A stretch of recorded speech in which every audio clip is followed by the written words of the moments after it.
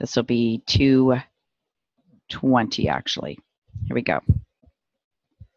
Members of the jury, I will now explain to you your duties as jurors. It is vital to the administration of justice that you fully understand and faithfully perform these duties.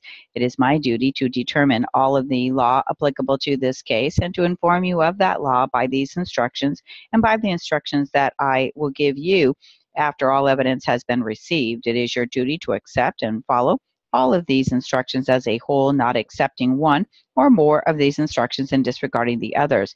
It is your duty to determine the facts of this case from evidence produced in open court. It is then your duty to apply the law as determined by the court to the facts as determined by you, and thus render a verdict. You should not allow sympathy or prejudice to influence your decision. Your decision should be based upon probabilities and not possibilities. It may not be based upon speculation or guesswork. The evidence which you are to consider consists of the testimony of the witnesses, the exhibits, if any, admitted into evidence, any facts admitted or agreed to by the attorneys, and any facts which I instruct you to accept as true. The term witness means anyone who testified in person or by deposition, including the parties. The production of evidence in government is concerned by rules of law. From time to time, it may be the duty of the attorneys to object to the production of evidence and my duty to rule on these objections.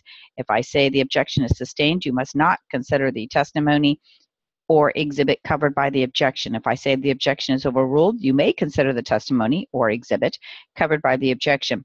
The attorney's objections and my rulings upon these objections, together with the reasons for these objections and ruling, are not evidence and should not be considered by you. The statements, remarks, and arguments of the attorneys are intended to help you in understanding the evidence and applying the law, but are not evidence. If any statement, remark, or argument of an attorney has no basis in the evidence, then you should disregard it. You are the sole judges of the believability of each witness and the value to be given the testimony of each. You should take into consideration the witness's means of knowledge and opportunities of observation. Also consider the reasonableness, consistency, or inconsistency of the testimony. You should also consider the bias, prejudice, or interest, if any, the witness may have in the outcome of the trial, the conduct of the witness upon the witness stand, and all other facts and circumstances that affect the believability of the witness. My rulings and remarks made during the course of this trial are not intended to indicate my opinion as to the facts. During all recesses, while this case is in progress, you must not discuss this case or anything about this case with anyone, and you must not allow anyone to discuss it with you. This rule applies not only to court employees, the attorneys involved in this case, and others you may meet in the courthouse, but also to your husband or wife, other members of your family, your friends, and anyone else you may meet. If during the trial anyone talks to you or tries to talk to you about this case, you must immediately report it to me or the clerk of the court, who will report to me. Do not, before this case is finally submitted to you for a decision, talk to your fellow jurors about this case or anything about this case, or form or express any opinion about it. Do not read newspaper reports about this trial, and do not watch or listen to television or radio reports about it. The reasons for these rules are that it is essential that you should keep your minds free and open at all times throughout this trial, and that you should not be influenced by anything except the evidence you hear and see in the courtroom. From now on, at the beginning of each recess, I will refer to these instructions as my instructions or my usual instructions. But whether or not this is done, you will carefully observe these rules at all times.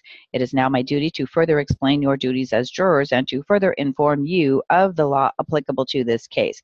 It is your duty to faithfully perform your duties and to accept and follow all instructions of the law as a whole, including the instruction I gave you at the beginning of this trial and the instructions I gave you during the course of this trial. You are not free to accept and follow one or more of these instructions and disregard the other.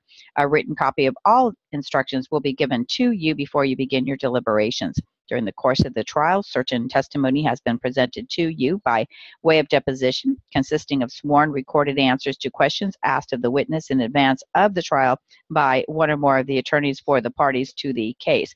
The testimony of a witness who, for some reason, cannot be present to testify from the witness stand may be presented either in writing or by way of a videotape while the witness is under oath in the form of a deposition. Such testimony is entitled to the same consideration and is to be judged as to the credibility and weight and otherwise considered by the jury in the same way as if the witness had been present and had testified from the witness stand. In a civil lawsuit such as this one, there are requirements as to which party is to prove to you certain things. This is called burden of proof.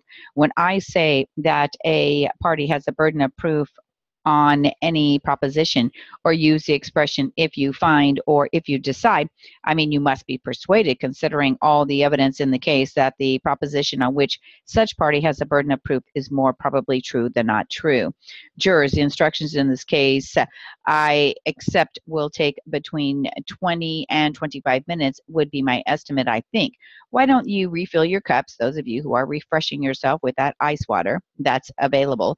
Stand and stretch if you wish. I think we will move right into that now without further recess. Jurors, during the course of these instructions, I will be explaining to you in some detail the respective duties of the court, counsel, and you, the jury, in the trial of this case, and some particular instructions to assist you and guide you in the course of your deliberations.